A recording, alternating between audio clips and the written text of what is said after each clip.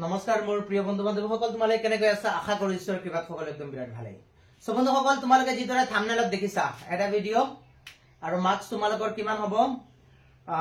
10 10 20 25 25 and 5 30 37 marks. 37 marks একটা ভিডিঅ'তে হয় না নহয়? 30 হে লাগে পাস হ'বলৈ। 37 মাৰ্কস একটা ভিডিঅ'তে পাই গলে বাকি আৰু এটা ভিডিঅ' হ'ব 50 above মাৰ্কস যাবই, আৰু এটো কনফাৰ্ম মাৰ্কস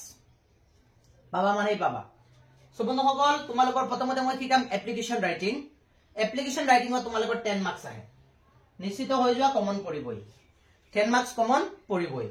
সো আজি আমি শিকিম তোমালোকৰ যিকোনো এটা পোষ্টৰ কাৰণে স্কুলত তোমালোকৰ পোষ্টৰ কাৰণে যেনেবা English teacher, science teacher, maths teacher এইবিলাকৰ কাৰণে এপ্লিকেশন লিখিবলৈ আহে। সো যি আহক পাৰিব লাগে, যি পোষ্টৰ কাৰণে হক পাৰিব লাগে, জাস্ট তোমালোকে এপ্লিকেশনটো ৰাইট কৰি আহিবা, 10 মাৰ্কস পাই যাবা উইথ বায়োডাটা। সো বন্ধুসকল, পলম নকৰাকৈ আমি আৰম্ভ কৰো ভিডিঅ'টো।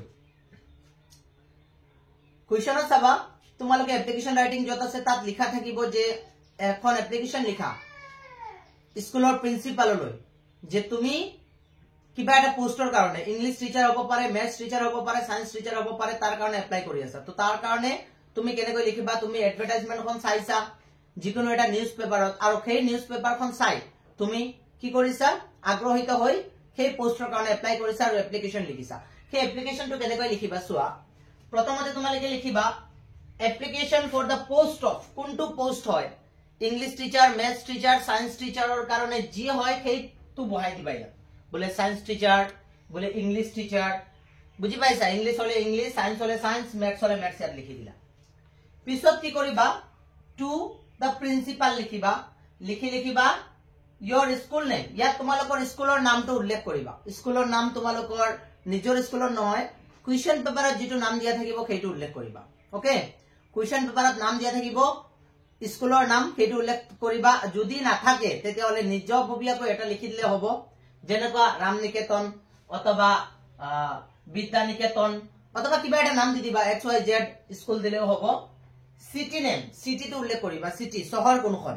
গুৱাহাটী হলে গুৱাহাটী, দিল্লী হলে দিল্লী, হয় না নহয়? কিবা এটা সিটিৰ নাম উল্লেখ কৰি দিলে হৈ গল। যদি তাত দিয়া থাকে তেতিয়াহলে তো ভাল কথা, দিয়া নাথাকিলে নিজৰ পৰা বনাই। ওকে, ইয়াৰ পিছত সাবজেক্টটো লিখিলা। সাবজেক্টটো কি? Application for the post of what, কোনটো পোষ্ট মই এপ্লিকেশন কৰি আছো, কোনটো পোষ্টৰ কাৰণে। ইংলিশ হলে ইংলিশ, মেথছ হলে মেথছ, সায়েন্স হলে সায়েন্স, লিখি দিবা ইয়াত মেথছ, সায়েন্স, ইংলিশ যি হয় সেইটো লিখি দিবা। আসামিজ হলে আসামিজ, কিবা এটা উল্লেখ কৰি দিলা, আসামিজ টিচাৰ লিখি দিলা। ওকে, ইয়াৰ পিছত ৰেসপেক্টেড স্যাৰ, মেডাম বুলি উল্লেখ কৰিবা, এনেকুৱা লিখিবা ৰেসপেক্টেড স্যাৰ বা মেডাম। ওকে, ইয়াৰ পিছত লিখা স্টাৰ্ট কৰা তোমাৰ application. I am applying for a teaching job in your school. মই আপোনাৰ স্কুলৰ টিচিং জবৰ কাৰণে কি কৰি আছো? এখন এপ্লাই কৰি আছো, এপ্লিকেশন লিখি আছো। ঠিক আছে। I have completed my post graduation BA from GU University. মই মোৰ পোষ্ট গ্ৰেজুৱেচন BA যিটো ডিগ্ৰী সেইটো মই কৰ পৰা কৰিছো? GU অৰ্থাৎ গুৱাহাটী ইউনিভাৰ্চিটিৰ পৰা কমপ্লিট কৰিছো। I have a teaching experience of 3 years. মোৰ 3 বছৰৰ শিক্ষকতা কৰাৰ এক্সপেৰিয়েন্স আছে। ঠিক আছে। ইয়াৰ পিছত কি লিখিলা?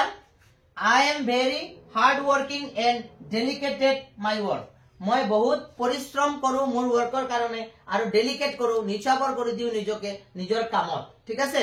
নিজৰ কামত মই নিজকে কি কৰি দিও? নিচাবৰ কৰি দিও। So I would like to use my experience. So সেই কাৰণে মোৰ যেটো এক্সপেৰিয়েন্স, ঠিক আছে, মোৰ যেটো এক্সপেৰিয়েন্স বা মোৰ যেটো যোগ্যতা, স্কিল, মোৰ যেটো স্কিল আছে ইন ইয়োৰ স্কুল, মই এইটো আপোনাৰ স্কুলত এইটো কি কৰিম? খটাম। মোৰ স্কিল যেটো, মোৰ এক্সপেৰিয়েন্স যিবিলাক আছে সেইখিনি মই আপোনাৰ স্কুলত খটাম। কাইন্ডলি একচেপ্ট মাই ৰেজিউম। আপুনি মোক কি কৰক? দয়া কৰি আপোনাৰ মোৰ ৰেজিউমটো যদি একচেপ্ট কৰে। If you like me eligible, যদি আপুনি দেখে যে মই এজন এলিজিবল পাৰসন, তেতিয়াহলে কি কৰিব পাৰে? এইটো পোষ্টৰ কাৰণে যদি আপুনি এলিজিবল বুলি ভাবে মোক, তেতিয়াহলে মোক আপুনি কল কৰি মাতিব পাৰে। বাস এইখিনি লিখি দিয়া, হৈ গল তোমালোকৰ এপ্লিকেশন। ইয়াৰ পিছত তলত দুটা খালি তোমালোকে লিখিবা, এইটো মই লিখি দিম, thank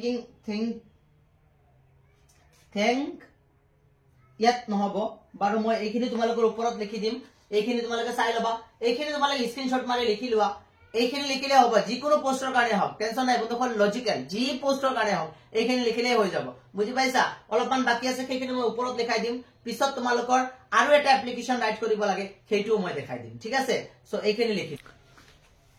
পিছত তোমালোকে এইখিনি লিখি দিবা দেখা পাইছা নিশ্চয় thanking you your sincerely name দি ইয়াত তোমাৰ নাম লিখি দিবা যেটো প্ৰশ্নত উল্লেখ থাকিব প্ৰশ্নত দিয়া থাকিব নামটো এই নামটো লিখি দিয়াৰ লগে লগে কাম হৈ গল এপ্লিকেশন শেষ ইয়াৰ পিছত তোমালোকে ইয়াত বায়োডাটা লিখিব লাগিব কাৰণ বায়োডাটা তোমালোকৰ 5 মাৰ্কস থাকে আৰু এপ্লিকেশনত 5 মাৰ্কস থাকে দুইটা মিলাই 10 মাৰ্কস হয় সো 5 মাৰ্কসৰ কাৰণে তো এপ্লিকেশন লিখি ললা এতিয়া আৰু 5 মাৰ্কসৰ কাৰণে কি লিখিবা বায়োডাটা লিখিবা তেতিয়া কমপ্লিট তোমালোকে 10 মাৰ্কস পাবা ওকে পিছত সব বন্ধুসকল এতিয়া তোমালোকে বায়োডাটা কিনি দি দিবা বায়োডাটা দিলেহে 5 মাৰ্কস পাবা বায়োডাটাত প্ৰথমতে কি লিখিবা ফুল নেম ইয়াত প্ৰশ্নত উল্লেখ থাকিলে প্ৰশ্নৰ পৰা চাই লিখিবা তোমালোকে ফুল নেমটো কি হয় ইয়াৰ পিছত দেউতাৰ নাম পিতাশ্ৰীৰ নাম যদি তাত উল্লেখ থাকে মোৰ বোধ হয় নাথাকিব বনাই দি দিবা ইয়াত যদি নাম দিয়া আছে ৰাতুল ধৰিলো ফৰ এক্সাম্পল ৰাতুল দাস তেতিয়া হলে ইয়াতো এটা নাম দি দিয়া কমল দাস তাৰ দেউতাৰ নাম কি নিজৰ পৰা বনাই দি দিয়া কমল দাস হৈ গল ডেট অফ বাৰ্থ তাৰ ডেট অফ বাৰ্থ উল্লেখ নাথাকে কিবা এটা দি দিয়া মই মোৰটো দি দিলো ধৰিলো 03/05/2000 ওকে কিবা এটা ডেট অফ বাৰ্থ দি দিলা ইয়াৰ পিছত মেল এই সেক্সটো কি হয় মেল নে ফিমেল মেল হলে মেল ফিমেল হলে ফিমেলত দি দিবা তোমালোকে কিবা এটা দি দিবা মেল হলে মেল ফিমেল হলে ফিমেল দিবা ওকে সেক্স বুলি দি মেল নে ফিমেল দি দিবা মেৰিটেল স্ট্যাটাস বিবাহিত নে অবিবাহিত তেতিয়া হলে বিবাহিত হলে তো মেৰিট দিবা আৰু অবিবাহিত হলে আনমেৰিড দি দিলা হৈ গল ইয়াৰ পিছত পাৰ্মানেন্ট এড্ৰেছত কি আহিব ভিলেজ আহিব বুজি পাইছা প্ৰথম হলে ভিলেজ নাম লিখিবা ইয়াৰ পিছত পিএস লিখিবা ঠিক আছে পিএস মানে পুলিশ স্টেশন ইয়াৰ পিছত পিও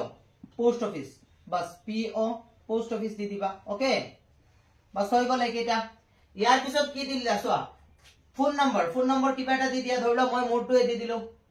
9365572483 দিলা মোৰটোৱে দি দিলো ইয়াৰ পিছত এডুকেশনাল কোৱালিফিকেশন কিমান শিক্ষাগত অৰ্হতা কিমান ক্লাস 10 ফ্ৰম সেৱাৰ পৰা ক্লাস 10 পাস কৰিছো কিমান 2010ত উইথ 75% হৈ গল ইয়াৰ পিছত ক্লাস 12 কৰ পৰা সিবিএসই বৰ্ডৰ পৰা 2012ত উইথ 80% ইয়াৰ পিছত বিএ ফ্ৰম জিও ইউনিভাৰ্সিটি কিমান চনত 2015 চনত উইথ 77%। ইয়াৰ পিছত বিএড ফ্ৰম জিও ইউনিভাৰ্সিটি 17ত উইথ 78%। হৈ গল একেটা দিয়াৰ লগে লগে হৈ গল এতিয়া এক্সপেৰিয়েন্স কিমানখিনি এক্সপেৰিয়েন্স আছে 3 ইয়াৰ্স এজ এ যেটো টিচাৰ হয় কেটো দিবা ইংলিশ টিচাৰ হলে ইয়াত দিবা ইংলিশ আমি ওপৰত কি লিখিছিলো আসামিজ লিখিছিলো গতিকে ইয়াতো আসামিজ লিখি দিলো এতে যি টিচাৰ হ'ব কেটো তুমি উল্লেখ কৰিবা আসামিজ হলে আসামিজ হিন্দী হলে হিন্দী ইংলিশ হলে ইংলিশ ইয়াত লিখিবা ইন কোনটো ঠাইৰ পৰা ধৰিলা বুজাই মই মোৰ জায়গাটোৱে লিখি দিলো অজাত কৰি আছিলো শিক্ষকতা হয় না নহয় বাস হৈ গল ল্যাঙ্গুয়েজ নন ল্যাঙ্গুয়েজ কি জানো ইংলিশ লিখি দিলো হিন্দি লিখি দিলো আসামিজ লিখি দিলো কোনোবাই বেঙ্গলী জানিব পাৰে বেঙ্গলী লিখি দিলে এটসেট্ৰা ওকে ইয়াৰ পিছত এক্সট্ৰা এক্সপেৰিয়েন্স কি আছে কম্পিউটাৰ ডিপ্লোমা কত কৰিছা পিজিডিসি কম্পিউটাৰ ডিপ্লোমা কৰিছা ওকে আৰু ৰেফাৰেন্স টু দিলে advertisement in Assam Tribune reference মানে কৰ পৰা চাই তুমি এইটো হেৰি কৰিছিলা এপ্লিকেশন কৰিছিলা আসাম ট্ৰিবিউন তো ৰেফাৰেন্স কাৰ যাব এডভাৰটাইজমেন্ট ইন আসাম ট্ৰিবিউন বাস হৈ গল বায়োডাটা শেষ এইখিনি শেষ কৰাৰ লগে লগে তোমালোকক দি দিব সম্পূৰ্ণ 10 মাৰ্কস বুজি পাইছা কাম হৈ গল এতিয়া বন্ধুসকল এই যেটো বায়োডাটা সেম থাকিব টেনশন কৰিব নালাগে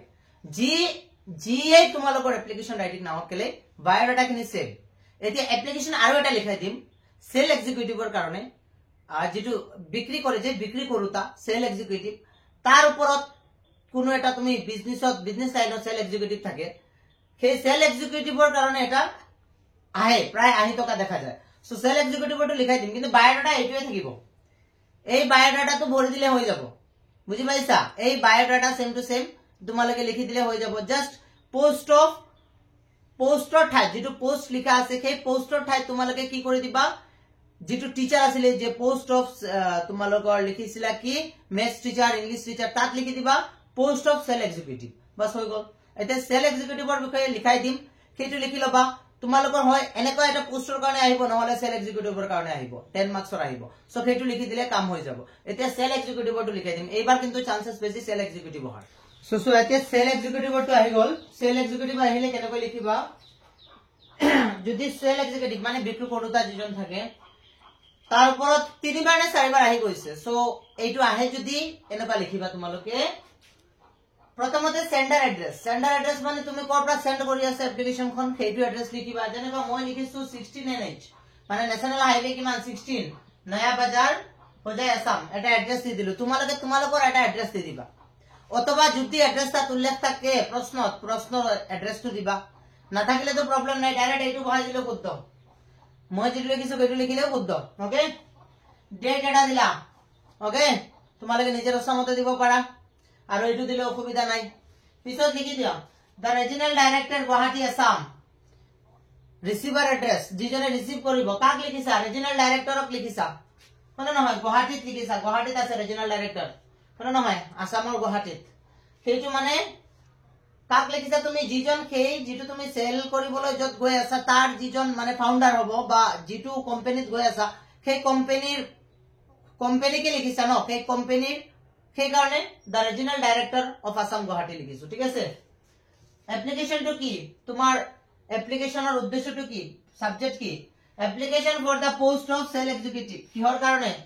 কোনটো পোষ্টৰ কাৰণে এপ্লিকেশন কৰিছা, সেল এক্সিকিউটিভ পোষ্টৰ কাৰণে। হৈ গল, হুবহু লিখি আহিলে একো টেনশন নাই, হুবহু লিখি দিয়া। ৰেসপেক্টেড স্যাৰ ম্যাডাম কৈ দিলা, ৰেসপেক্টেড স্যাৰ আৰু ম্যাডাম বাস লিখি থাকা। এতিয়া ইন ৰেসপন্স টু ইয়োৰ এডভাৰটাইজমেন্ট, আপোনাৰ এডভাৰটাইজমেন্ট চাই মই ৰেসপন্ড কৰিছো। ইন আসাম ট্ৰিবিউন, আসাম ট্ৰিবিউনত দেখা পাই, ডেটেড কিমান তাৰিখে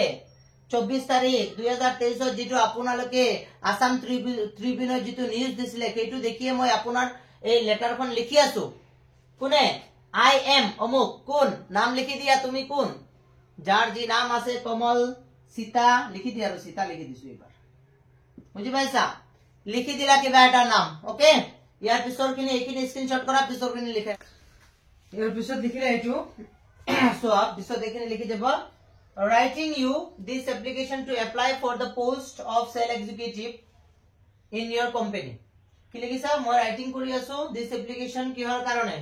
মই এইটো এপ্লিকেশন ৰাইট কৰি আছো, এইটো এপ্লিকেশন লিখি আছো কিহৰ কাৰণে, এটা পোষ্টৰ কাৰণে, কিহৰ, সেল এক্সিকিউটিভৰ পোষ্টৰ কাৰণে আপোনাৰ কোম্পানীত, ইন ইয়োৰ কোম্পানী। ওকে,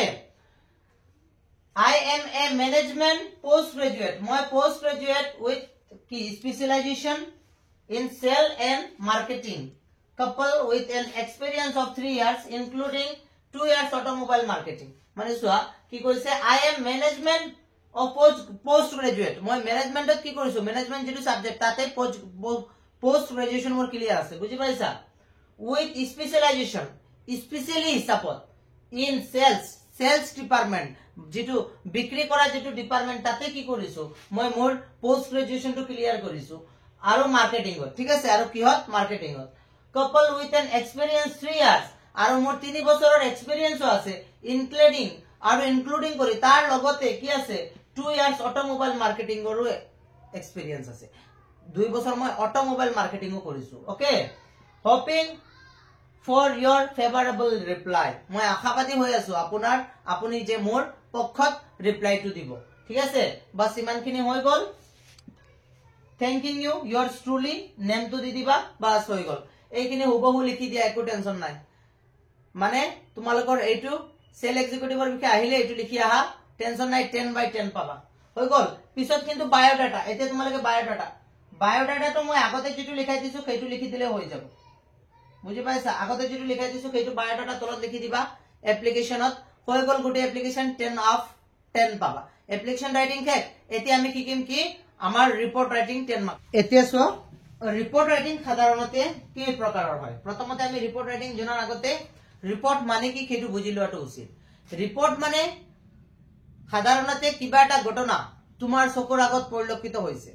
আৰু সেইটো তুমি ৰিপোৰ্ট কৰি নিউজত দিছা, তাকে ৰিপোৰ্টাৰ দেখিছা নাই, নিউজ দিয়ে যে এই এনেকা হৈ গল মহাতাণ্ডৱ, বিগ ব্ৰেকিং নিউজ, কি হল বলে আজি কি হৈছে, তাত এটা দুৰ্ঘটনা হৈছে, এখন ট্ৰেইনে কি কৰিছে, এটা ট্ৰেইনে ধাক্কা মাৰি খুন্দা মাৰি এটা হাতীক মাৰি পেলালে, হয় না নহয়, বা এনেকুৱা হ'ব পাৰে ফ্লাড হৈছে, ফ্লাডৰ কবলত পৰিছে, এটা ডাঙৰ এলেকা, গোটেই এলেকাটো বাঢ়ি পৰি গৈ আছে, তেনেকুৱা তোমালোকে দেখা পোৱা যিবিলাক সেইবিলাক নিউজ, সেই নিউজটো ৰিপৰ্ট কৰা হয়, ৰিপৰ্ট কৰি দিয়া হয়, তেতিয়া পিছতহে এইখিনি কি হয় পাব্লিছ কৰা হয়। এই নিউজ পেপাৰ ৰিপৰ্ট ৰাইটিং কৰিব লাগে। সাধাৰণতে নিউজ পেপাৰত যিবিলাক ৰিপৰ্ট আহে, যিবিলাক ৰিপৰ্ট দেখা যায়, সেইবিলাকেই তোমালোকৰ কি হয় নিউজ পেপাৰ ৰিপৰ্ট, এইটোৱে পৰীক্ষাত আহে। সো নিউজ পেপাৰ ৰিপৰ্ট যিটো আহে সেইটো কেই ধৰণৰ আহে তোমালোকে চোৱা। ৰিপৰ্ট ৰাইটিং সাধাৰণতে কি ধৰণৰ থাকে? 3 ধৰণৰ। প্ৰথম হৈছে এক্সিডেন্ট, ইয়াৰ পিছত ইভেন্ট অৰ ফাংচন, ইয়াৰ পিছত এৱাৰনেস কেম্পেইন। পৰীক্ষাত এইখিনিৰ ভিতৰতে আহিব। বিশেষকৈ এই দুইটা ইম্পৰ্টেন্ট, এক্সিডেন্ট আৰু ইভেন্ট। এৱাৰনেস কেতিয়াবা আহি যায়, এতিয়া চাই লোৱা। ইয়াৰ ভিতৰত আমি এক্সিডেন্ট যিটো পাম, বাছ এক্সিডেন্ট হ'ব পাৰে, কাৰ এক্সিডেন্ট হ'ব পাৰে, ট্ৰেইন এক্সিডেন্ট হ'ব পাৰে, ফ্লাড হ'ব পাৰে, ফায়াৰ হ'ব পাৰে, আৰ্থকুৱেক হ'ব পাৰে। বুজি পাইছা? এই কেইটাৰ ওপৰত আহিলে কৰি দিবা। বুজি পাইছা তো? মই ট্ৰিক্স শিকাই দিম, মাত্ৰ এটাই ৰিপৰ্ট দিম এই কেইটাৰ ওপৰত। এক্সিডেন্টিয়েল ৰিপৰ্ট এটা দিম, ইভেন্ট ৰিপৰ্ট এটা দিম আৰু এৱাৰনেস ৰিপৰ্ট এটা দিম। 10 মাৰ্কস ইয়াৰ পৰাই পাই যাবা। কাৰণ যদি তোমালোকৰ এক্সিডেন্টিয়েল ৰিপৰ্ট আহে তেতিয়াহলে এক্সিডেন্টিয়েল ফৰমেট যি আহক, বাছ এক্সিডেন্ট আহক, কাৰ এক্সিডেন্ট আহক, ট্ৰেইন এক্সিডেন্ট আহক, ফ্লাড আহক, ফায়াৰ আহক, আৰ্থকুৱেক আহক, যি আহক তাৰ পৰা কমপ্লিট হৈ যাব। যদি ইভেন্ট ৰিপৰ্টত আহে, ইভেন্ট ৰিপৰ্ট তোমালোকৰ যি আহক তাৰ পৰা মই এটাই দিম মাত্ৰ, সেইটো ৰিপৰ্টত ইভেন্ট যিমান আছে সব লিখি দিব পাৰিবা। ইভেন্ট মানে কি? ইভেন্ট বা ফাংচন মানে স্কুলত কিবা এটা অৰ্গানাইজ হৈছে, যেনেকৈ গান্ধী জয়ন্তী হ'ব পাৰে, হয় নে নহয়, বা বিশেষ কিছুমান প্ৰগ্ৰাম থাকে, সেইবিলাক ৰিপৰ্ট কৰি তুমি নিউজ পেপাৰত দিছা, সেইটো ৰিপৰ্ট ইয়াত আহি যাব। ইয়াৰ পিছত এৱাৰনেস কেম্পেইন মানে এৱাৰনেসৰ ওপৰত। বুজি পাইছা? যেনেকৈ আই ডোনেশ্যন কেম্প বহে, বুজি পাইছা, অথবা ব্লাড ডোনেশ্যন কেম্প বহে, তাৰ ওপৰত তুমি ৰিপৰ্ট কৰিছা, গতিকে এইটো হ'ব এৱাৰনেস কেম্পেইন। এই এৱাৰনেস কেম্প জাগৰুকতা বুলি কয়, জাগৰুকতাৰ ওপৰত যেটো ৰিপৰ্ট আহে তাকে আমি লিখিম। সো 3টা ৰিপৰ্ট লিখিম, 3টা ৰিপৰ্টত ৰিপৰ্ট কমপ্লিট হৈ যাব, তাৰ পৰা তোমালোকে 10 মাৰ্কস পাবলৈ সক্ষম হৈ যাবা। ঠিক আছে? একদম সহজ। এতিয়া চোৱা বন্ধুসকল, আমি ৰিপৰ্টটো কৰিবলৈ গৈ আছো, ইভেন্ট ৰিপৰ্ট। ঠিক আছে? ইভেন্ট ৰিপৰ্টে ডিসকাশন কৰিম। সো ইভেন্ট ৰিপৰ্টত প্ৰথমতে ইভেন্ট ৰিপৰ্ট, ইভেন্ট বা ফাংচনেল ৰিপৰ্ট, এইটো আহিব পাৰে বিৰাট মানে কমন। আৰু এইকেইটা বন্ধুসকল কৈ লোৱা যে তোমালোকে মানে পৰীক্ষাৰ আগতেই সম্পূৰ্ণ পেপাৰখন পাই গৈছে, এনেকৈ ভাবি লোৱা। কাৰণ ইভেন্ট ৰিপৰ্ট, এক্সিডেন্টিয়েল ৰিপৰ্ট আৰু এৱাৰনেস কেম্পেইনৰ ওপৰত ৰিপৰ্ট শিকাৰ পিছত তোমালোকক কোনেও ৰখাব নোৱাৰে ৰিপৰ্ট কৰিবলৈ। 10 মাৰ্কস এনে পাই যাবা। মাত্ৰ 3খন ৰিপৰ্ট হে, আৰু প্ৰায় একেবিলাকে টপিক থাকে, অলপ অলপ সাল সলনি হৈ থাকে। 3টা ৰিপৰ্ট শিকিবা। তোমালোকে যদি প্ৰত্যেকটা টপিকৰ ওপৰত ৰিপৰ্ট খোজা নহয়, 10-12টা ওলাব প্ৰত্যেকটা টপিকৰ। এই 3টা টপিক আছে নহয়, এৱাৰনেস কেম্পেইন, এক্সিডেন্ট আৰু ইভেন্ট ৰিপৰ্টৰ যদি টপিক খোজা, 10টা কৰিলে 30টা মুখস্থ কৰিব লাগিব। তাৰ ভিতৰত এইটোৱে ভাল যে 3টা কৰি লোৱা, 3টা শিকি লোৱা আৰু তোমালোকে কৰি আহা। যি নহওক, এতিয়া মই শিকাই আছো চোৱা। প্ৰথমতে তোমালোকে দিবা হেডিং, কিহৰ ওপৰত ৰিপৰ্টটো হৈ আছে। তাত হেডিং তোমালোকে কি দিবা? লিখি দিবা গান্ধী জয়ন্তী হলে গান্ধী জয়ন্তী, ঠিক আছে, রিপাবলিক ডে সেলিব্রেশন হলে রিপাবলিক ডে সেলিব্রেশন দিবা, ইন্ডিপেন্ডেন্ট ডে সেলিব্রেশন হলে ইন্ডিপেন্ডেন্ট ডে সেলিব্রেশন দিবা। যি ফাংশন তোমালোকৰ স্কুলত সেলিব্ৰেশন হৈছে, টিচাৰ ডে হলে টিচাৰ ডে ওপৰত দি দিবা। দি পিনে পিছত কি কৰিবা? ইয়াত তুমি দিবা তোমাৰ এড্ৰেছটো, কৰ পৰা ৰিপৰ্টটো কৰি আছা, তাত হ'ব তোমালোকৰ এড্ৰেছ। গম পাইছা? তাত হ'ব কি? এড্ৰেছটো দি দিলা তুমি। এড্ৰেছ দিয়াৰ পিছত তুমি কি কৰিবা বন্ধুসকল? ইয়াত দিবা ৰিপৰ্টেড বাই, ৰিপৰ্টটো কোনে কৰি আছে, ৰিপৰ্টটো যোনে কৰি আছে তাৰ নাম হ'ব তাত। ৰিপৰ্টটো কোনে কৰি আছে তাত উল্লেখ থাকিব, আৰামত উল্লেখ থাকিব, তোমালোকৰ টপিকৰ তলত লিখা থাকিব সীমা, ৰীমা, ৰীতা, কোনো এটা নাম উল্লেখ থাকিব বুলি অমুকে ৰিপৰ্ট কৰি আছে। সেই নামটো তুলি ইয়াত লিখি দিলে হ'ল। ঠিক আছে? যেনেকৈ মই লিখি দিলো কমল, কমলে ৰিপৰ্টটো কৰিছে, হৈ গল। বাস ইপিনে চোৱা। ইয়াৰ পিছত প্ৰথমতে তোমালোকে ইয়াত দিবা ইভেন্ট নেম। এনেকুৱা ইভেন্ট নেম বুলি নিলিখিবা, লিখিবা যিটো ইভেন্ট হৈছে। যেনেকুৱা গান্ধী জয়ন্তী হলে গান্ধী জয়ন্তী, টিচাৰ ডে হলে টিচাৰ ডে। ফৰ এক্সাম্পল এইটো তোমালোকে আঁতৰাই দিবা, ইভেন্ট নেমটো আঁতৰাই কি লিখিবা? তাৰ ঠাইত তোমালোকে লিখিবা, যেনেকুৱা ধৰি লোৱা সেলিব্ৰেশন হৈ আছে টিচাৰ ডে, গতিকে লিখি দিলা বোলে কি? বোলে টিচাৰ ডে,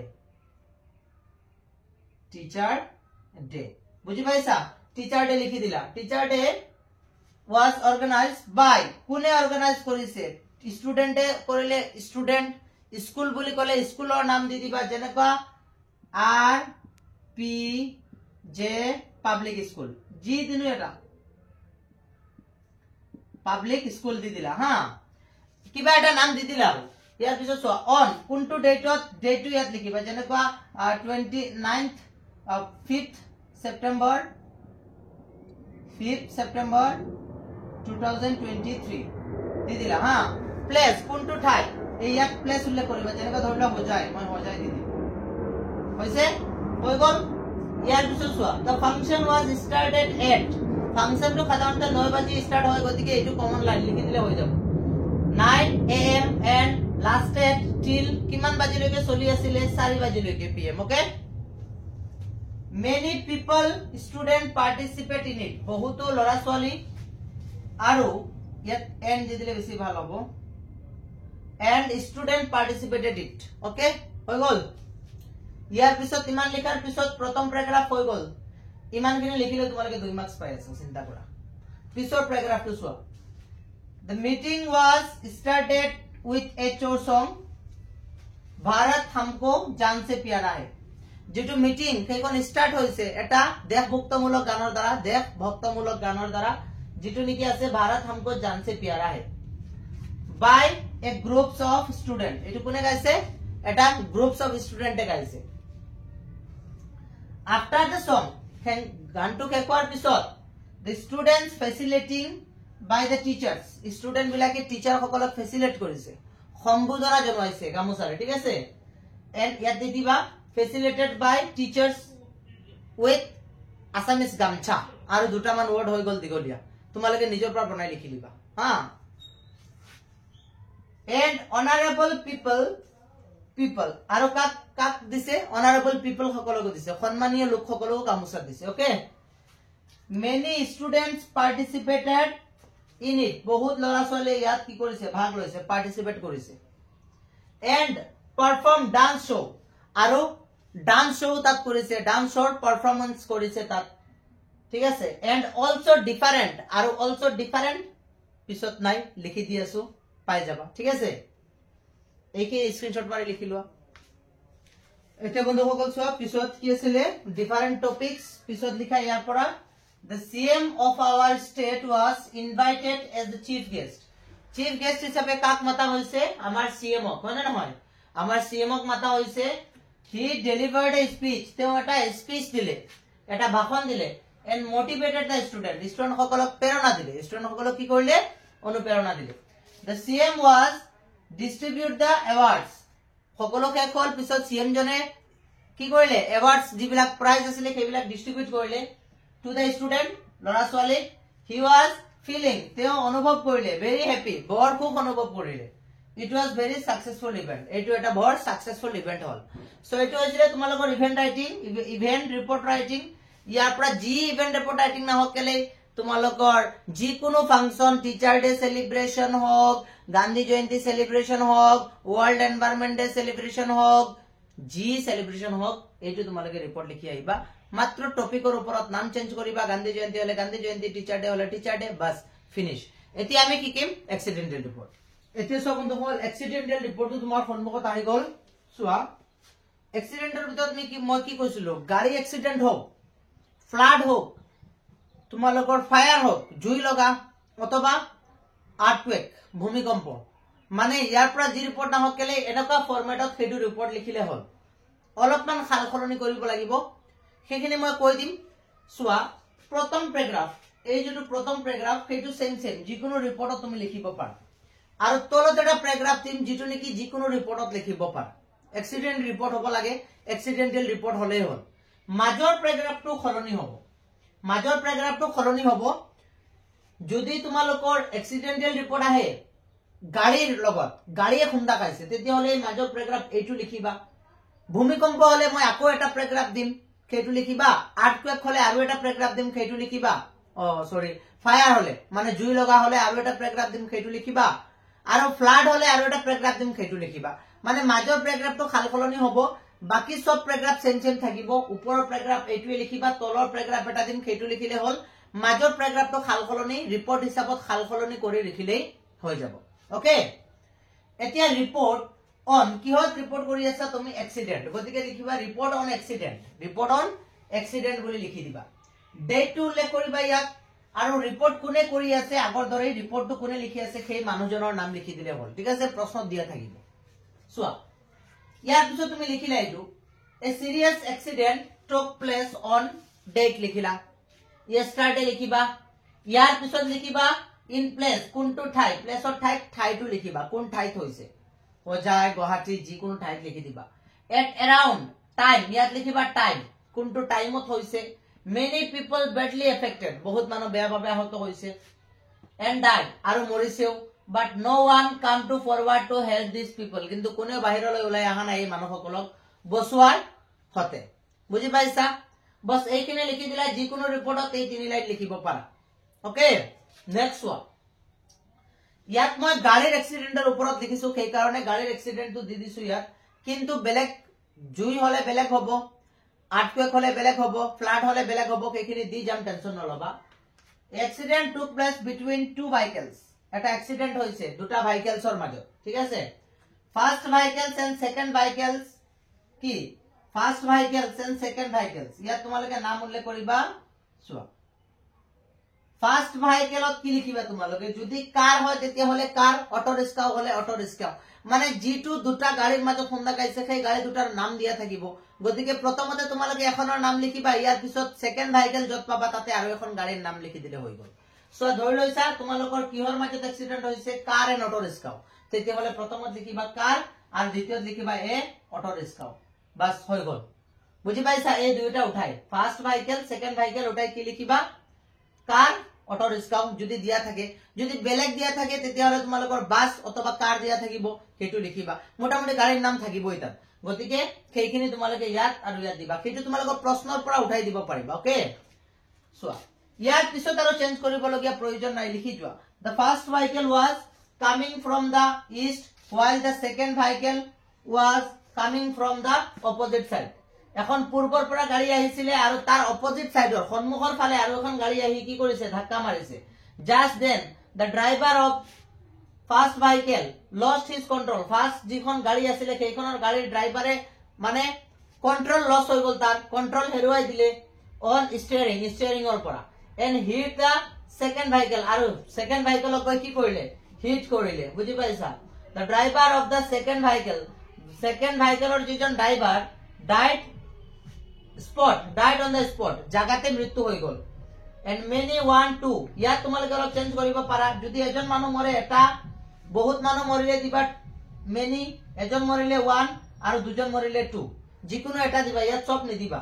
বুজি পাইছা many মানে বহুত যদি বহুত মানুহ মৰিছে উল্লেখ থাকে যে বহুত মানুহ মৰিছে তেতিয়া হলে many people এজন মৰিলে 1 2 মৰিলে দুজন মৰিলে 2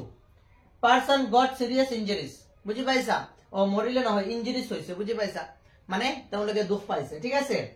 গতিকে এইখিনি তোমালোকৰ হৈ গল আৰু অলপমান বাকি আছে সেই গুটেখিনি লিখাৰ পিছত তোমালোকক মই মানে শেষৰ প্যাৰাগ্ৰাফটো দি দিম শেষৰ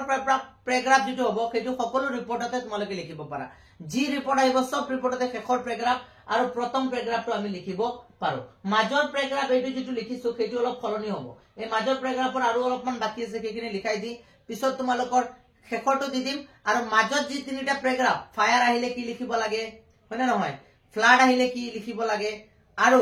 আৰ্থকুৱেক আহিলে কি লিখিব লাগে সেইকেটা দি দিম ওকে ইয়াৰ পিছত আমি এৱাৰনেস ৰিপৰ্ট লৈ যাম পিছত কি হল the rescue team arrived after half an hour rescue উদ্ধাৰ কৰোতা দল যেটো সেইটো আধা ঘণ্টাৰ ভিতৰত আই উপস্থিত হলেহি and injured people were sent to nearby hospital আৰু যিবিলাক মানে যিবিলাক আহত হৈছিলে সেইসকলক পত্নী দিলে নিয়াৰবাই হস্পিটেল কাখত থকা এজন হস্পিটেলত শিফট কৰিলে ঠিক আছে এইখিনি হৈ গল তো তোমালোকৰ এক্সিডেন্টেৰ ওপৰত যদি আহে এইটো প্যাৰাগ্ৰাফ বুজি পাইছা যদি গাড়ীৰ মাজত এক্সিডেন্ট হয় তেতিয়া হলে এই প্যাৰাগ্ৰাফটো লিখিবা এই মাজৰ প্যাৰাগ্ৰাফ আৰু এই পিছৰ যিখিনি প্যাৰাগ্ৰাফ আছে এইটো প্যাৰাগ্ৰাফ তোমালোকে জি এক্সিডেন্ট আহক আৰ্থকুৱেক আহক সুনামি আহক ফ্লাড আহক ফায়াৰ আহক গুটেখিনিত এই প্যাৰাগ্ৰাফটো লিখিব পাৰিবা আৰু সেই ওপৰৰ প্যাৰাগ্ৰাফটো বুজি পাইছা এই প্যাৰাগ্ৰাফটো চোৱা it was very emotional accident every people were crying to show this accident কি হৈছে এটো বৰ ইমোশনাল এক্সিডেন্ট আছিল আৰু গুটে মানুহখিনি কান্দিছিলে এটো চাই this accident my heart was very sad মোৰ হৃদয়টো বৰ দুখিত হৈছিল to show the accident এটো accident চাই no one can say কোনেও ক'ব নোৱাৰে that when our life is end আমাৰ জীৱনটো কেতিয়া শেষ হৈ যাব সো এইখিনি আসলে তোমালোকৰ লাস্ট প্যাৰাগ্ৰাফত তোমালোকে জি ৰিপৰ্ট আহক এটো লিখি দিবা ঠিক আছে এইখিনি লিখিবই লাগিব তেতিয়া হলে তোমালোকে ইয়াত আৰু 2 মাৰ্কস পাবা ওকে এতিয়া ঘটনাটো হল তোমালোকৰ মাজৰ প্যাৰাগ্ৰাফত যদি এতিয়া তোমালোকৰ ফ্লাড আহে তেতিয়া হলে কেনেকৈ লিখিবা আৰ্থকুৱেক আহিলে কেনেকৈ লিখিবা আৰু ফায়াৰ আহিলে কেনেকৈ লিখিবা সো এইখিনিৰ ওপৰতো থাকেই মানে এই চাৰিটা টপিকৰ ওপৰত ঘূৰাই ঘূৰাই ৰিপৰ্টটো দিয়ে গতিকে আমি সেই তিনিটা টপিকৰ ওপৰত যদি অলপ অলপ দুই চাৰি লাইন শিকিলো তেতিয়াহলে তোমালোকৰ যি ৰিপৰ্ট আহক পাৰিবা সো মই কেইটামান লাইন তোমালোকৰ ফায়াৰৰ ওপৰত লিখি দিম তেতিয়াহলে ফায়াৰৰ লাইনখিনি তোমালোকে এই মাজৰ প্যাৰাগ্ৰাফত বহাই দিবা যদি তোমালোকৰ আৰ্থকুৱেকৰ ওপৰত আহে তেতিয়াহলে আৰ্থকুৱেকৰ কেইটামান লাইন লিখি দিম তেতিয়াহলে আৰ্থকুৱেকৰ লাইনখিনি মাজৰ প্যাৰাগ্ৰাফত লিখিবা কিন্তু প্ৰথমৰ পৰা নহয় মাজৰ প্যাৰাগ্ৰাফত বুজি পাইছা প্ৰথমৰ পৰা তো ৰিপৰ্ট দুনিয়াকৈ লিখি আহি আছা এই মাজৰ প্যাৰাগ্ৰাফত সেইখিনি ভৰাই দিলে কাম হৈ যাব এতিয়া মাজৰ প্যাৰাগ্ৰাফত কেনেকৈ কি লিখিব লাগে সেই লাইনছখিনি মই দি দিছো ফায়াৰৰ কাৰণেও দি দিম আৰ্থকুৱেকৰ কাৰণেও দি দিম আৰু তোমালোকৰ এই হেৰি ফায়াৰৰ কাৰণেও দি দিম বুজি পাইছা এই তিনিটা টপিকৰ ওপৰত মই দিম চাই থাকা এতিয়া চোৱা যদি ফ্লাডৰ ওপৰত আহে তেতিয়াহলে এই প্যাৰাগ্ৰাফ মাজৰ প্যাৰাগ্ৰাফ এইটো লিখি দিলে হৈ যাব ফ্লাডৰ ওপৰত আহিলে বুজি পাইছা মই ইমান গাই না যাও সময় বহুত গৈ আছে জাস্ট তোমালোকে এইখিনি লিখি লোৱা ফ্লাডৰ ওপৰত আহিলে ৰিপৰ্টখিনি এইখিনি লিখি লবা এতিয়া বহুত দীঘলীয়া আছে ভিডিওটো আমনিও পাইছো মইও তোমালোকে সাগে আমনি পাইছা দীঘলীয়া ইমান ভিডিও হলে নহয় ইয়াৰ পিছত ফায়াৰৰ ওপৰত আহিলে এইখিনি লিখি দিবা এইটো প্যাৰাগ্ৰাফ ইমানখিনি লিখি লোৱা ফায়াৰৰ কাৰণে এতিয়া মই আৰ্থকুৱেকৰ কাৰণে আৰু এটা প্যাৰাগ্ৰাফ দি দিম সেইটো লিখি লবা আৰু পিছত মই তোমালোকক এৱাৰনেছৰ ওপৰত ৰিপৰ্ট লিখি দি নোটিছ ৰাইটিং শিকাই দি 25 মাৰ্কৰ ব্যৱস্থা এইটো ভিডিওত প্ৰথম পাৰ্টছতে কৰি দিম দ্বিতীয় পাৰ্টছতে সোনকালে আপলোড কৰিম কাৰণ এটা পাৰ্টছত এইটো শেষ নহব ৰাতিৰ ভিতৰতে তোমালোকৰ সেইটো পাৰ্টছ মই ৰেডি কৰিম আৰু কালি ৰাতিপুৱা দি দিম ঠিক আছে সেইখিনি কোৱেশ্চন আনসাৰৰ হ'ব 5 মাৰ্কছৰ এটা কোৱেশ্চন 7 মাৰ্কছৰ এটা কোৱেশ্চন আৰু 2 নম্বৰীয়া কোৱেশ্চন শৰ্ট কোৱেশ্চন কেইটামান মিলাই তোমালোকক দি দিম যাতে মোটামুটি তোমালোকে 50 মাৰ্কছ একদম সিওৰ হৈ যায় যে পৰীক্ষাত বহাৰ আগতে 50 মাৰ্কছ আমি পামেই পাম ওকে সো এইখিনি লিখি লোৱা দুটা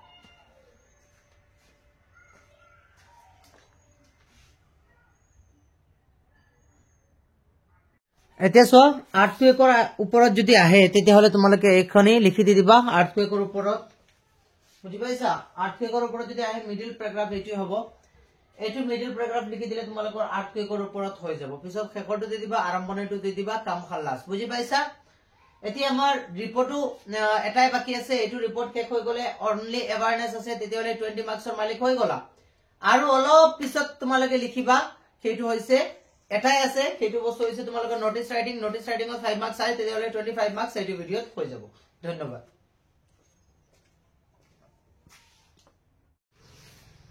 এতিয়া আহিল ব্লাড ডোনেশন কেম্পৰ ওপৰত ৰিপৰ্ট বা আই ডোনেশন কেম্পৰ ওপৰত ৰিপৰ্ট যদি আই ডোনেশন আৰু ব্লাড ডোনেশন কেম্পৰ ওপৰত আহে তেতিয়াহলে এই ৰিপৰ্টখন লিখি আহিলে তোমালোকে সম্পূৰ্ণ মাৰ্কছ পাই যাবা ঠিক আছে তো ৰিপৰ্ট অন লিখিবা ব্লাড ডোনেশন কেম্প হলে blood donation camp eye donation camp হলে eye donation camp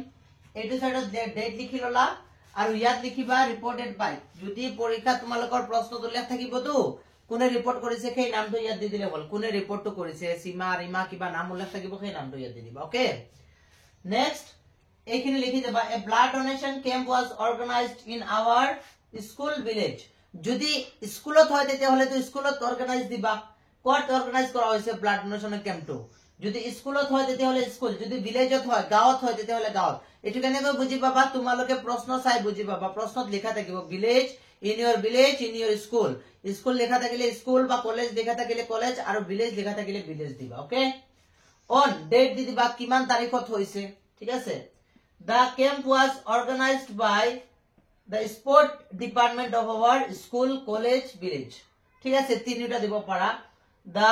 camp was এটো যেটো কেম্প ব্লাড ডোনেশন কেম্প যেখন অর্গানাইজ কৰা হৈছে সেইখন কোনে কৰিছে স্পোৰ্ট ডিপাৰ্টমেন্টে খেলৰ ডিপাৰ্টমেন্টে কৰিছে অফ আওয়াৰ স্কুল আমাৰ স্কুলৰ আমাৰ ভিলেজৰ আমাৰ কলেজৰ কোনটো হয় যদি স্কুলৰ কথা উল্লেখ আছে স্কুল দিবা ভিলেজৰ কথা উল্লেখ থাকিলে ভিলেজ দিবা কলেজৰ কথা উল্লেখ থাকিলে কলেজ দিবা ওকে তিনিটা একেলগত নিদিবা পিছত চোৱা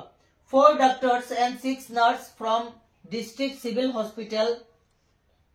offered their valuable service for the camp ইয়াত কি হৈছে 4 জন ডক্টৰ আৰু 6 জন নাৰ্ছে কি কৰিছে